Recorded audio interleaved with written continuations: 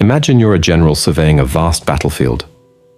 Now picture that battlefield as today's business world. Sounds strange? Well, the ancient Chinese strategist Sun Tzu would argue they're not so different. Let's dive into chapter 10 of his masterpiece, The Art of War, and uncover how its insights on terrain can give you the edge in today's cutthroat markets. The 6 terrains of business. Where are you fighting? 1.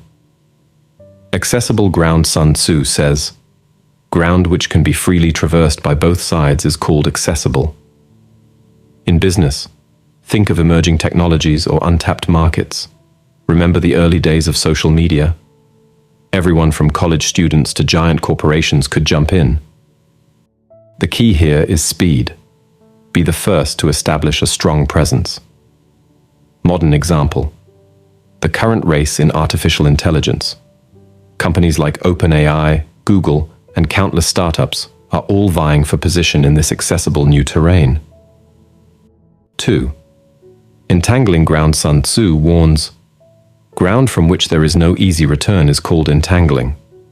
In business, these are industries with high entry costs or regulatory barriers. Once you're in, it's hard to pivot or exit. Modern example: the nuclear power industry. Companies like Westinghouse or GE can't easily exit due to long-term contracts, specialized knowledge, and heavy regulations. 3. Temporizing ground. Sun Tzu advises, ground equally advantageous for the enemy or me to occupy is called temporizing. In business, markets where no one has a clear advantage, it's a waiting game to see who makes the first big move. Modern example: the streaming wars between Netflix, Disney+, and others. They're all creating content and adjusting prices, waiting for someone to gain a decisive edge. 4. Narrow passes. Sun Tzu notes, ground where you would be vulnerable if you were to occupy it first is called a narrow pass. In business, niche markets or critical bottlenecks in an industry. Modern example: NVIDIA's dominance in AI chips. They've secured this narrow pass, making it challenging for competitors to break through. 5. Precipitous heights. Sun Tzu states, ground that is reached first by whichever side is advantageous to occupy is called precipitous heights. In business, first mover advantage in a lucrative market. Modern example: Amazon in e-commerce. By moving first and fast, they've secured a commanding height that's difficult for others to assail. 6. Positions at a great distance. Sun Tzu cautions, ground equally distant from the opposing armies is called positions at a great distance. In business, expanding into unfamiliar markets or territories. Modern example: Western companies trying to penetrate the Chinese market, like Uber's ultimately unsuccessful attempt with Didi Chuxing. The 6 calamities, leadership pitfalls to avoid. Sun Tzu doesn't just tell you where to fight, he warns about how leaders can sabotage themselves. 1. Flight, retreating without a strategic reason. Business blunder, abandoning a product line at the first sign of trouble without proper analysis. 2. Insubordination, when troops or employees don't follow orders. Business blunder, teams ignoring company strategy, leading to misaligned efforts. 3. Collapse, when discipline breaks down. Business blunder, letting company culture erode, leading to high turnover and low morale. 4. Ruin, internal chaos and disunity. Business blunder, infighting among executives causing paralysis in decision-making. 5. Disorganization, lack of clear structure and roles.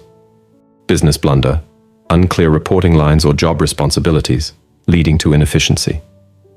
6. Rout, complete defeat due to underestimating the enemy. Business blunder, failing to take a competitor seriously until it's too late. The Tao of Leadership. Sun Tzu's wisdom for modern managers. Regard your soldiers as your children, and they will follow you into the deepest valleys. Look on them as your own beloved sons, and they will stand by you even unto death. Sun Tzu.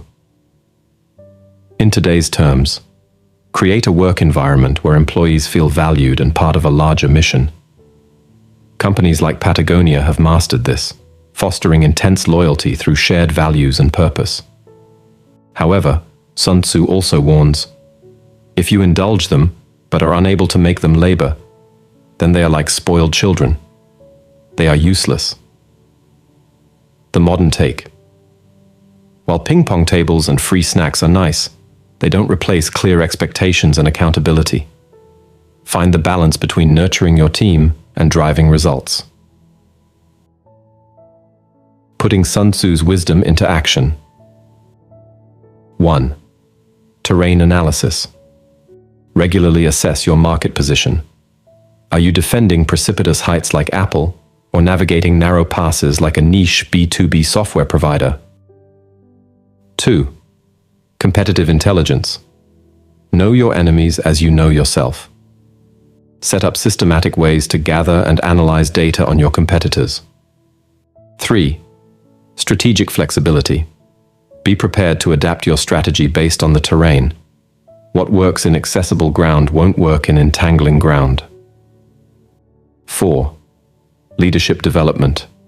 Train your managers to avoid the 6 calamities. Create a culture of disciplined execution mixed with innovation. 5. Team building. Foster a sense of belonging and purpose among your employees, but maintain high standards and clear goals. Conclusion. The art of business warfare. Sun Tzu's final words in Chapter 10 are profound. The art of war teaches us to rely not on the likelihood of the enemy's not coming, but on our own readiness to receive him, not on the chance of his not attacking, but rather on the fact that we have made our position unassailable. In business terms, don't hope for an easy market or weak competitors. Instead, build a company so strong, so adaptive, and so strategically positioned that you can face any challenge head-on. By mastering the terrains of your market, avoiding the pitfalls of poor leadership, and building a team ready for any battle, you're not just playing the game, you're changing it. So, channel your inner Sun Tzu, survey your business battlefield, and prepare to conquer. After all, in the words of the master himself, the supreme art of war is to subdue the enemy without fighting. If you enjoyed this video, please hit the like button. If something resonated with you, share your thoughts and personal experiences in the comments below. Your insights could be valuable to others. Now, a quick reminder. Make it a habit to learn something beneficial every day. The content you consume is like food for your brain, so be intentional about it. Otherwise, the algorithm might start influencing your thoughts. Reflect on that. We're always accepting your contributions through subscriptions to our channel. Your support will help us with upcoming projects and ensure we continue delivering top-notch content. Join us by subscribing today.